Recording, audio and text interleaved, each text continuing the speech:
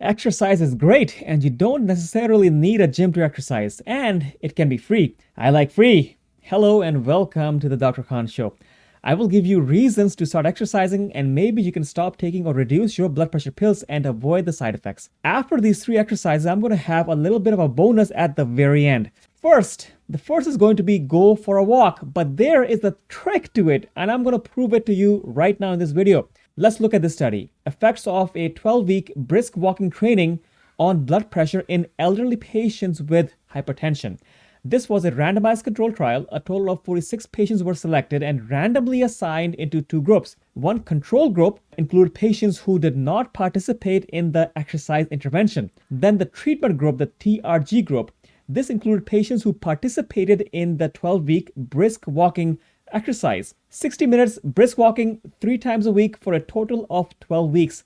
Just 3 times a week. Just 3 times a week. After 12 weeks of brisk walking, the systolic blood pressure of the treatment group, the TRG group, during resting was significantly reduced by 8.3 millimeters of mercury, by 8.3 points. That is huge. Not to mention the weight loss and the depression treatment that walking is also known to help out with. Now guys, take a brisk walk outside every single day, and if it's too cold or too hot, walk inside your home back and forth while listening to my videos.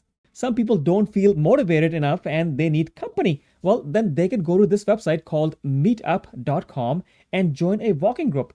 You will make new friends and you will socialize, and socializing is itself a very healthy activity. Another research study was done in 2013. They investigated the advantages of walking for lowering blood pressure.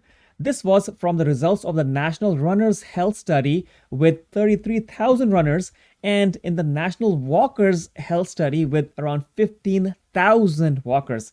Researchers discovered that when a person expends similar amount of energy from brisk walking and strenuous exercise, running and brisk walking both reduced blood pressure levels at a similar rate. Therefore, brisk walking has the same effects as vigorous running when it comes to lowering your blood pressure. Basically, you have to brisk walk a little bit longer to have the same type of blood pressure lowering effect. So if you cannot run, you don't need to. You can just walk. You can just do the brisk walking. So simply getting out and walking can help you lower your blood pressure. So the trick is, it has to be brisk walking. Number 2, the second option is to ride a bicycle, which may be both enjoyable and beneficial in terms of weight loss and blood pressure. Let's talk about this now. On following people for 20 years, one study from Denmark looked at 45,000 adults between the ages of 50 and 65 years who biked as part of their daily routines, both for enjoyment as well as traveling back and forth from their employment.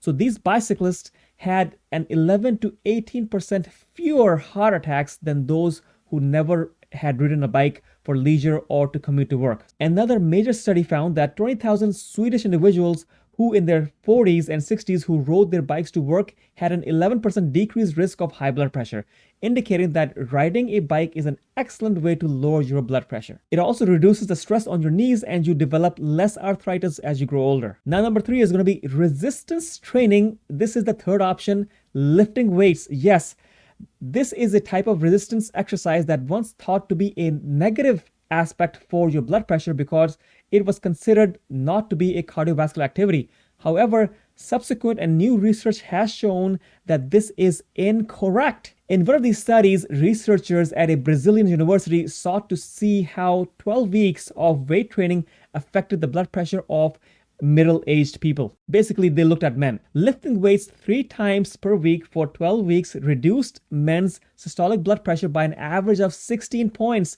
and their diastolic, the lower level, by an average of 12 points.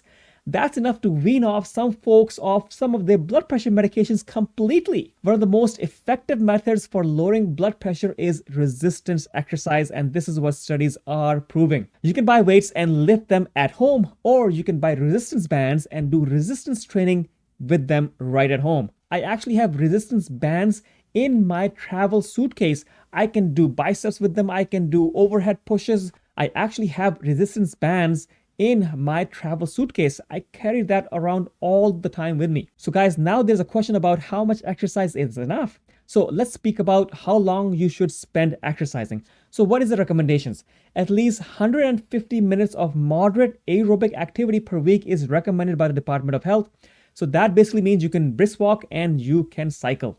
This equates to around 30 minutes a day, 5 days a week.